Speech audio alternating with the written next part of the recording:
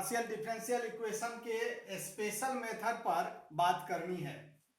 इससे पहले हमने लीनियर फर्स्ट ऑर्डर के पार्शियल डिफरेंशियल इक्वेशन के लैग्रेंज फॉर्म पर सॉल्यूशन किया था। आज जो है स्पेशल मेथड है। Special methods of first order partial differential equation में ये अर्थात ये non linear partial differential equation होते हैं। ऐसे इक्वेशन जिसमें पी क्यू और ये जो आर होता है, तो पी क्यू का फॉर्म देखा जाता है। यदि वन नहीं हो करके वन से ज्यादा होता हो या उसके मल्टीप्लिकेशन टाइप्स में होता हो या कोई भी टाइप्स होता हो, जिसे हम non linear partial differential equation के फॉर्म में जानते हैं। इसके सॉल्यूशन के 4 फॉर्म होते हैं।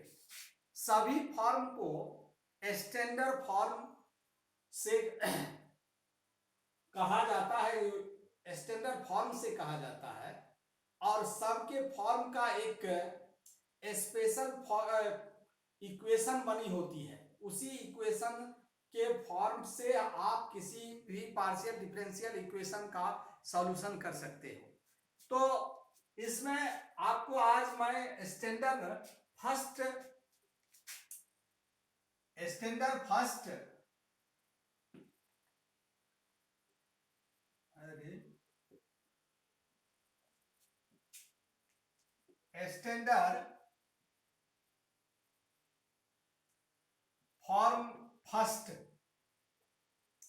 स्टैंडर्ड फॉर्म फर्स्ट आज हम इस पर डिस्कस करेंगे।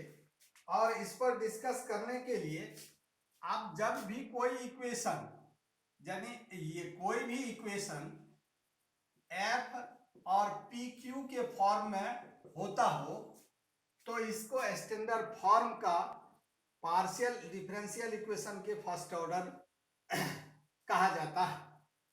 इसके लिए इसका जो सॉल्यूशन होता है, इस सॉल्यूशन के लिए हम क्या करते हैं, एट फर्स्ट एक कंप्लीट इंटीग्रल को चूज करते हैं। और कंप्लीट इंटीग्रल के लिए लेट अस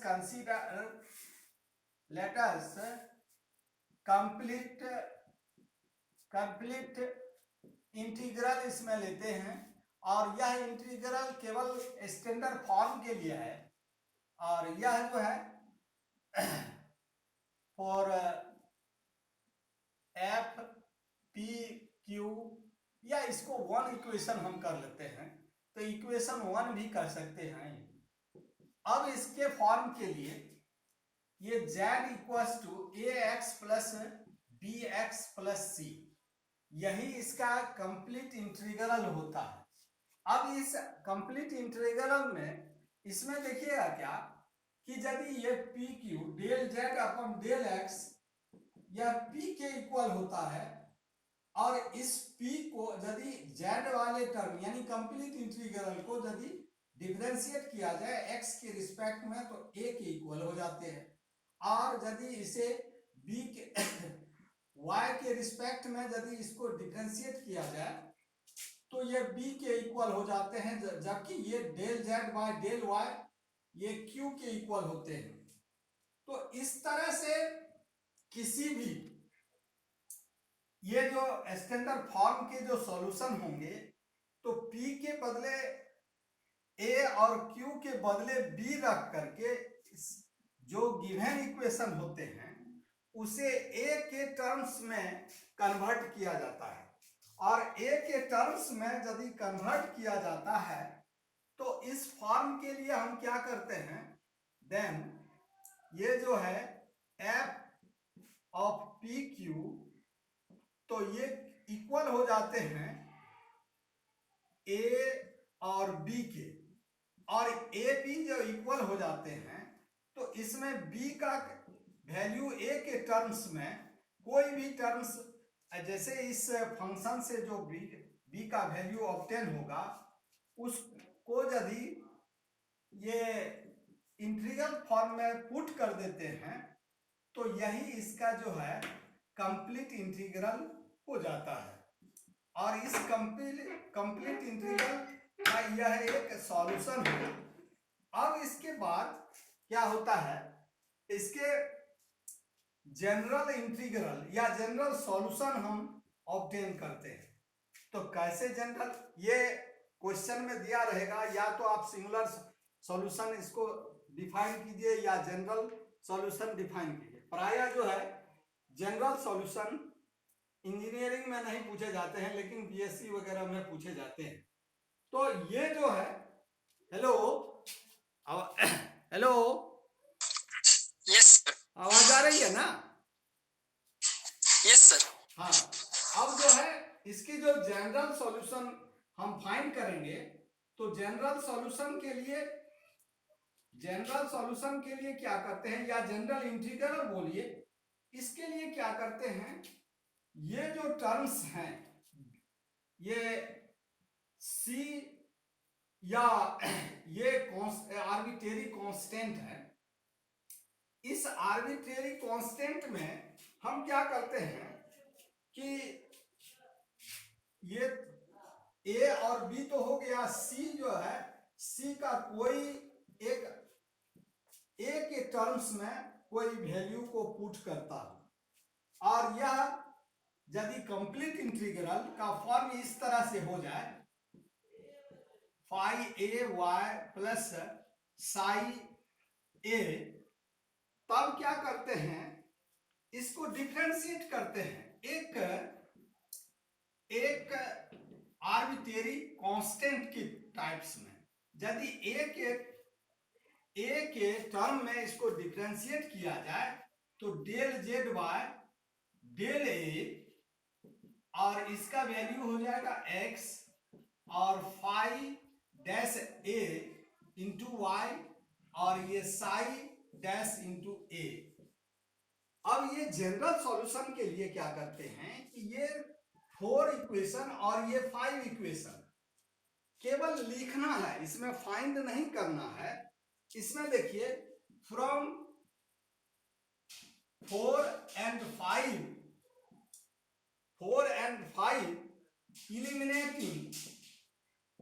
eliminating ये arbitrary constant A, we get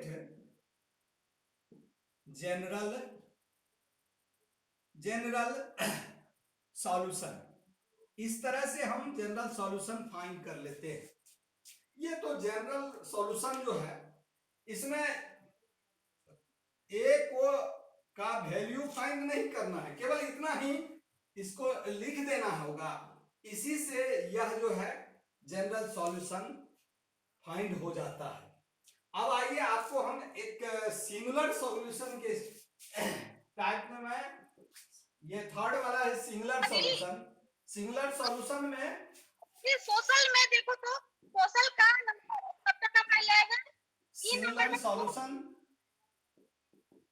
मैं क्या करता हूं कि ये जो कंप्लीट इंटीग्रल है, ये from third z equals to ax plus phi a y plus c है।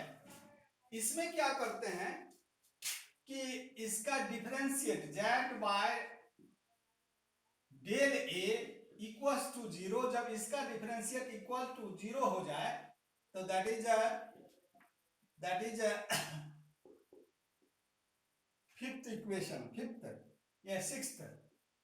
अब जो है फिर इसे दूसरे आर्बिट्रेरी कांस्टेंट के रिस्पेक्ट में इसको जब डिफरेंशिएट किया जाए और 0 के इक्वल किया जाए, तो यह जो भी वैल्यू आएगा, जैसे इसमें वैल्यू तो आपको 1 हो जाता है, तो जब 1 आ जाता हो एक टर्म में, तो सिंगुलर सॉल्यूशन एग्जिस्ट नहीं करता है। जब इसमें y के टर्म में या और सब टर्म में यदि कोई भी फंक्शन के टाइप्स में कोई ऐसा फंक्शन आ जाए जिससे कि दोनों से, यानी कि ये जो 7 और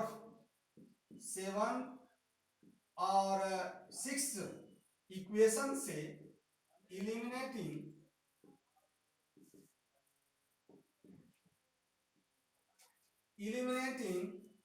A and C,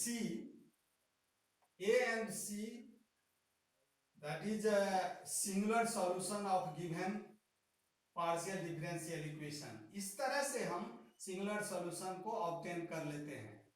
तो यही मेथड है, वर्किंग रूल कहिए कि किसी भी स्टैंडर्ड फॉर्म फर्स्ट का यदि सॉल्यूशन हम करना चाहेंगे तो उसके कंसेप्ट है कि सबसे पहले एक कंप्लीट इंटीग्रल जो कि z बराबर ax plus bx plus c के टाइप्स में हम लेते हैं। उसके बाद इसमें से ये स्मॉल p a के इक्वल, स्मॉल q जो है b के इक्वल हो जाते हैं। तो इसमें से ये जो दिए हुए पार्शियल डिफरेंशियल इक्वेशन है उसको a b के फॉर्म में कन्वर्ट करके b का वैल्यू a के टर्म्स में फाइंड कर लेते हैं और इस कंप्लीट इंटीग्रल में b का वैल्यू यदि रख देता हूं तो that is a complete solution या integral of the given partial differential equation. अब इसमें कुछ ऐसे क्वेश्चन होते हैं जिसमें कि जनरल सॉल्यूशन और सिंगुलर सॉल्यूशन को फाइंड करना होता है।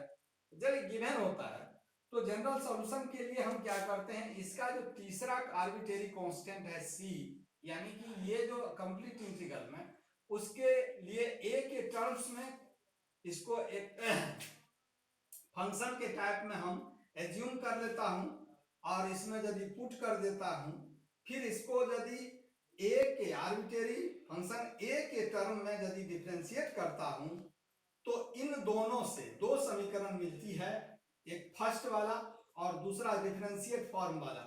इन दोनों समीकरण में से a को यदि हम एलिमिनेट कर देता हूं तो यह जनरल सॉल्यूशन फाइंड हो जाती है। अब सिंगुलर सॉल्यूशन कैसे फाइंड होती है, तो कंप्लीट इंटीग्रल में सबसे पहले एक आर्बिट्रेरी फंक्शन a के रिस्पेक्ट में डिफरेंशिएट करके इक्वल टू 0, फिर दूसरे आर्बिट्रेरी कांस्टेंट c के रिस्पेक्ट में जब इसको डिफरेंशिएट किया जाता है और इक्वल टू 0 किया जाता है तो ये टू इक्वेशन से a और c का वैल्यू का एलिमिनेटिंग करके आप सिंगुलर सॉल्यूशन फाइंड कर सकते हैं। तो ये तो कंसेप्ट हुआ है और working rule for solution of the standard form first order PD. अब इस पर बेस्ट एग्जांपल आप देखेंगे। फर्स्ट वाला देखिए, ये सिंपल है। वैसे तो एग्जाम में सिंपल क्वेश्चन नहीं पूछे जाते हैं, लेकिन आप सिंपल के लिए आप बेस्ट मान करके हेलो कनेक्ट में है? Hello sir. हाँ कनेक्ट में है ना? क्लियर हो रहा है? हेलो सर जतिन ज्वाइन नहीं हो पा रहा है सर। ज्वाइन नहीं हो पा रहा है, देखिए ज्वाइन होकर के देखिए। कॉल किया था सर हमको। हाँ हेलो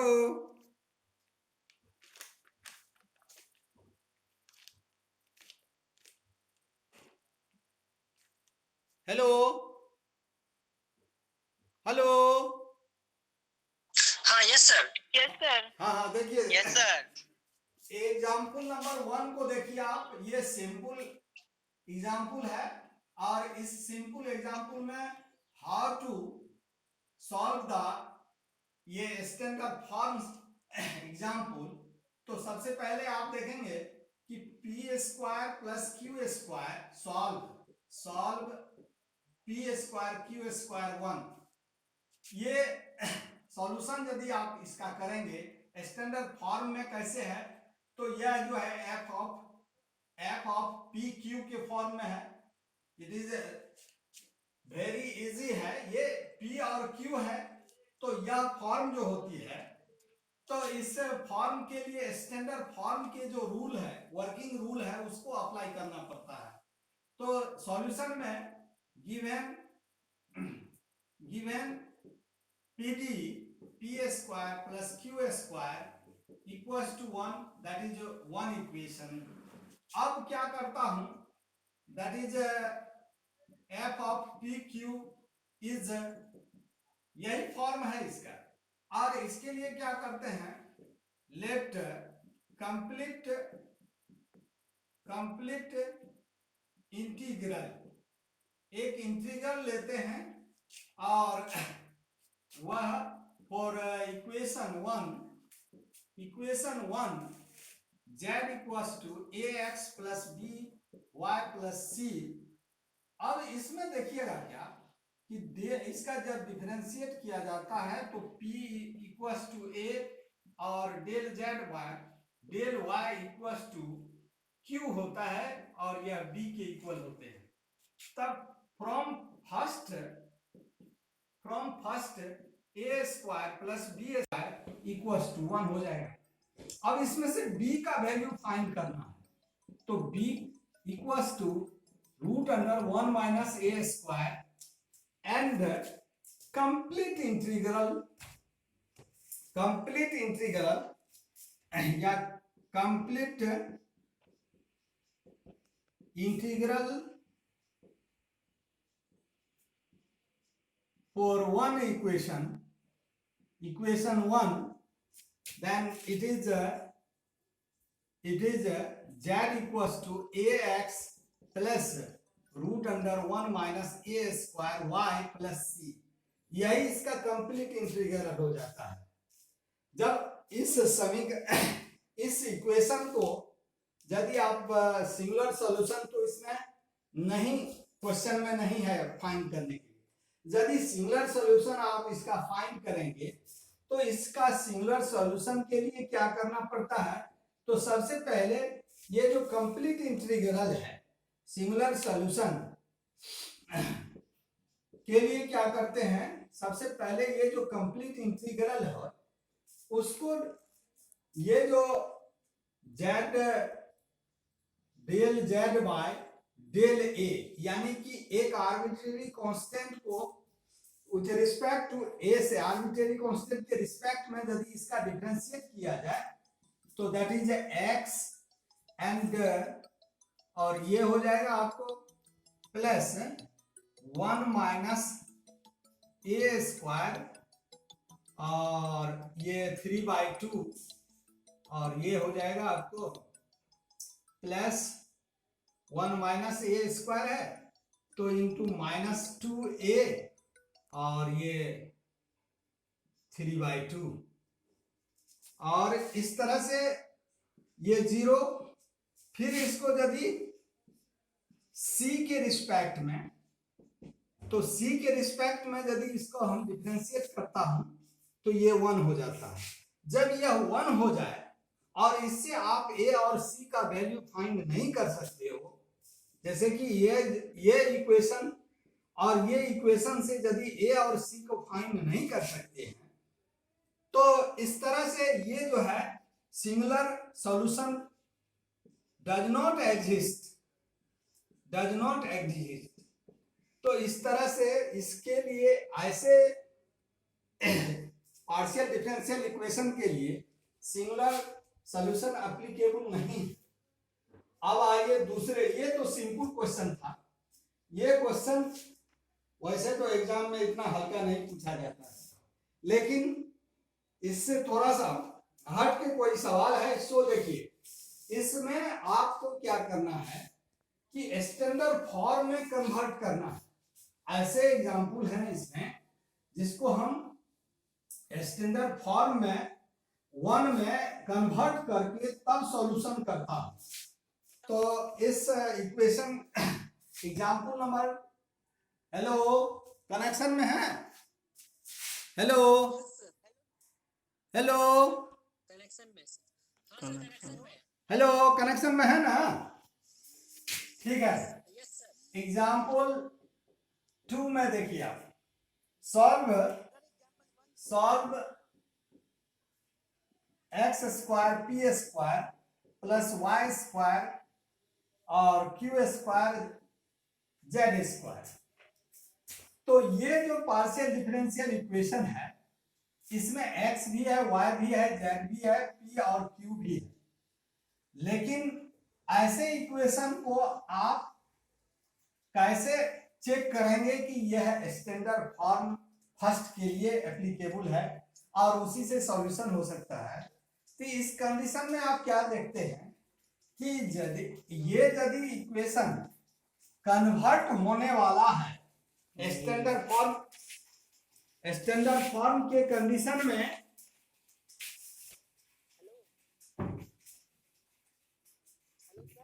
स्टैंडर्ड फॉर्म के कंडीशन में यदि यह कन्वर्ट हो सकता है तो स्टैंडर्ड फॉर्म 1 के जो भी वर्किंग रूल है उसके बेसिस पर इसे सॉल्यूशन किया जा सकता है।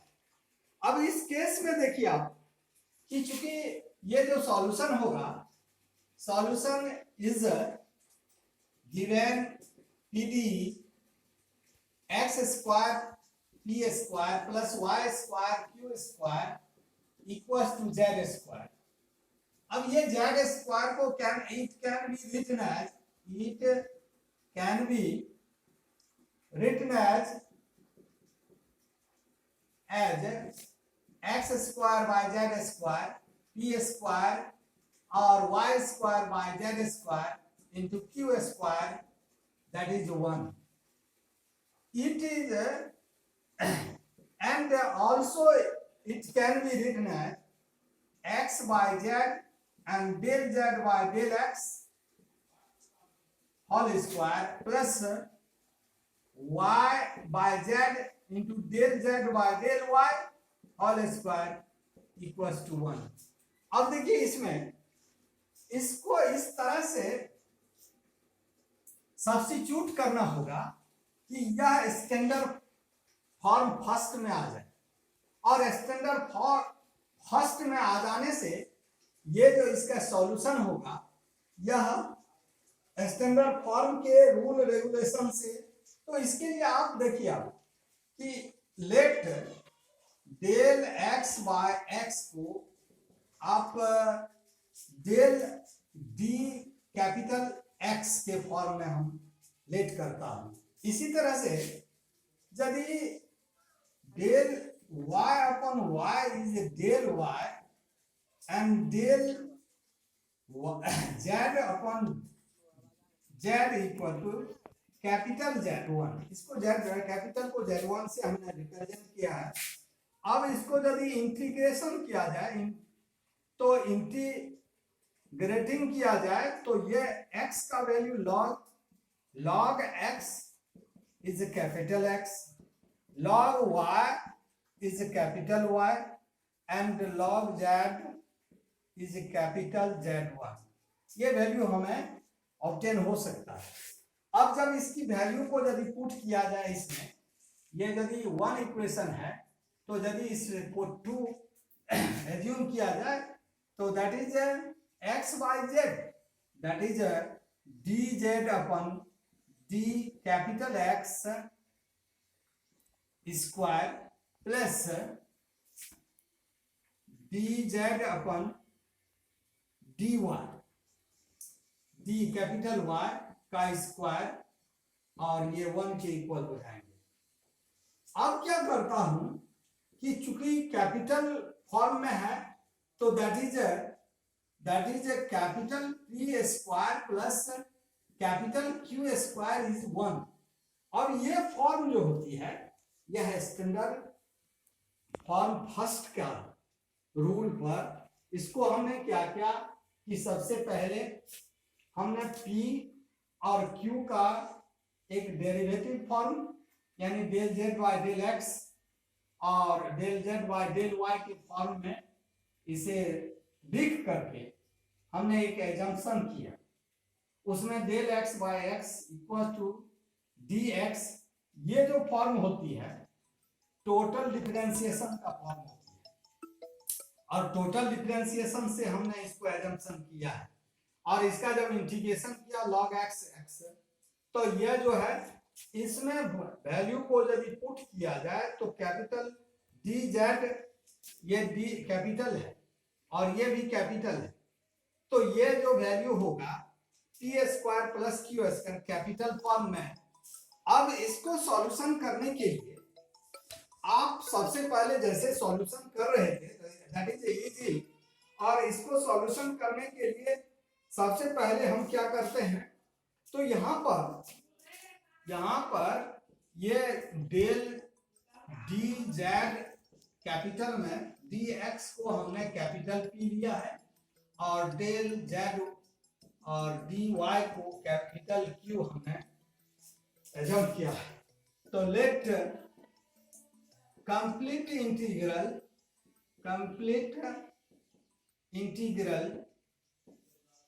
Integral z equals to a capital X और ये भी कैपिटल में आप लिखेंगे और plus b capital Y plus C। अब x, y और z1 का वैल्यू यदि पुट किया जाए तो z1 means log z small z and a log x plus log y into b is the